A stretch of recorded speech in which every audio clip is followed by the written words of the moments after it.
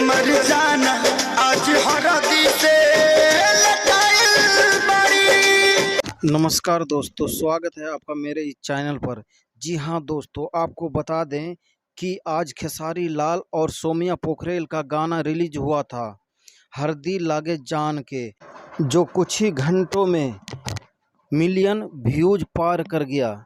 जी हाँ दोस्तों, कितने लोग तो कहते थे कि खेसारी लाल ने सोमिया पोखरेल को फिल्म में काम दिया है तो उसके टैलेंट देखकर नहीं, उसके टैटू देख कर के, बल्कि किसी और मतलब से दिया है। जी हाँ दोस्तों, उन लोगों से मैं कहना चाहता हूँ कि देख लो सोमिया पोखरेल का टैलेंट, जो कुछ ही घंटों में मिलियन व्यूज क्रॉस कर गई। और जलने वाले तो जलते ही रहेंगे। तो आप सबने देख लिया सोम्या पोखरेल का टैलेंट। जी हाँ दोस्तों, अगर मेरा वीडियो अच्छा लगा है तो चैनल को सब्सक्राइब कर देना। जय श्री कृष्णा।